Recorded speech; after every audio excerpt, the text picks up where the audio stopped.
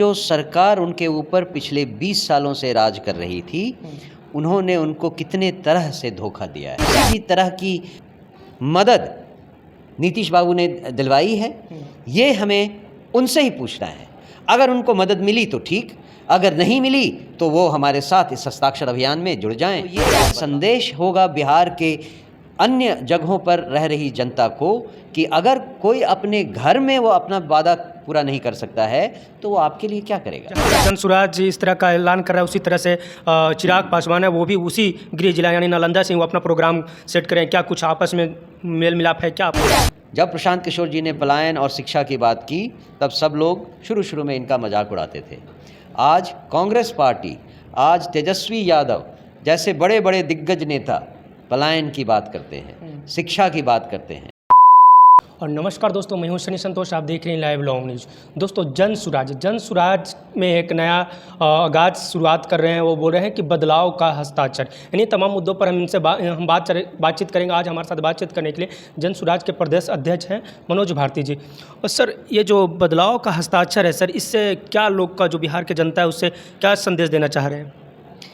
बिहार की जनता को जो संदेश हम देना चाह रहे हैं वो है ये कि उनकी जो सरकार उनके ऊपर पिछले 20 सालों से राज कर रही थी, उन्होंने उनको कितने तरह से धोखा दिया है। जो वादा मुख्यमंत्री विधानसभा में करके उसके बारे में कोई कार्यवाही नहीं करते हैं, तो बाकी अन्य प्रोग्राम्स के बारे में और अन्य वादों के बारे में बिहार की जनता क्या एक्सपेक्ट करे, इसकी सच्चाई उनको बताना चाहते हैं। ये जो शुरुआत है सर, जो नालंदा है, जो कल्याण बिघा, जो नीतीश कुमार जी का गृह है, गांव है, वहाँ से ही क्यों?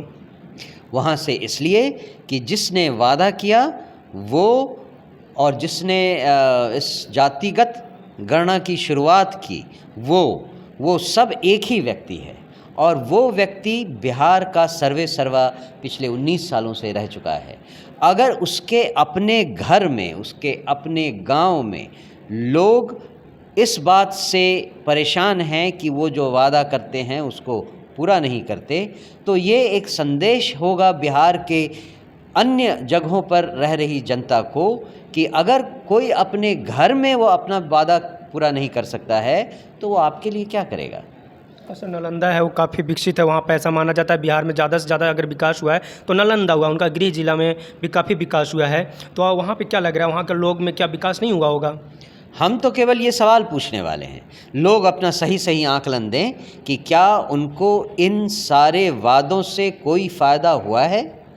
जो वादा 2023 नवंबर में किया गया था उसके तहत उनको किसी भी तरह की मदद नीतीश बाबू ने दिलवाई है, ये हमें उनसे ही पूछना है।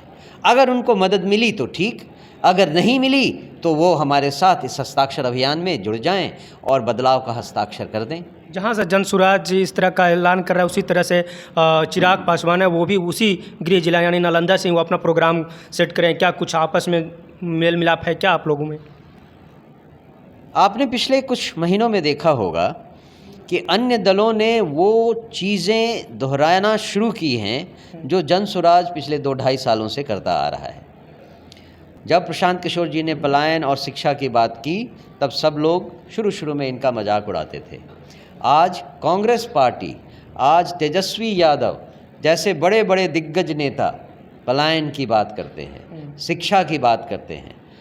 अब अगर उनके प्रशांत किशोर और जनसुराज पार्टी के अभियानों की भी कॉपी होने लगी है तो आप इससे समझ सकते हैं कि जनसुराज पार्टी क्या असर डालती है लोगों पर। शिक्षा के लिए अभी आप बोले सर कि जितने भी बच्चे जो पढ़ना चाहेगा उनको हम प्राइवेट स्कूल में शिफ्ट कर देंगे। अगर उसके माता पिता भी अगर उनके पढ़ाने के लिए इच्छुक रहेंगे तो उनके जो स्कूल रहेगा उसके नज़दीक ही हो जाएगा। क्या यह संभव हो पाएगा सर कि सरकारी स्कूल या बंद हो जाएंगे? क्या रहेगा इसका रिस्पॉन्स लोगों में?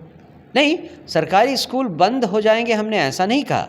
हमने ऐसा कहा कि जिन बच्चों के माता पिता अपने घर के आसपास के सरकारी स्कूलों से खुश नहीं हैं, उनके बच्चों को प्राइवेट स्कूलों में दाखिला दिया जाएगा जिसका खर्च जनसुराज पार्टी। वैसे तो सभी लोग चाहेंगे, तो हम सभी बच्चों का ये एडमिशन करवाएंगे।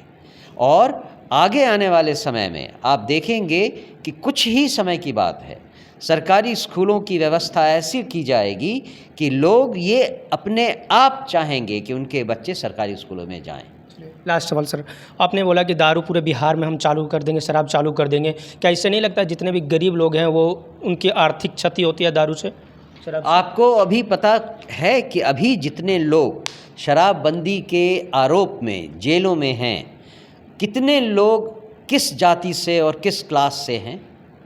जितने लोग अभी जेलों में बंद हैं वो सब के सब ऐसे गरीब तबके के लोग हैं जो जेलों से बाहर आने के लिए अपना ये पैसा नहीं लगा सकते हैं, अपने लिए वो कानूनी कार्रवाई कर नहीं सकते हैं, क्योंकि जिन लोगों को पकड़ा गया और जिनके पास कानूनी कार्रवाई करने के पैसे थे वो जेल से बाहर आ गए हैं। जो जेल में उनको भी छुड़वाने का काम करेंगे अगर आपकी सत्ता आती है तो?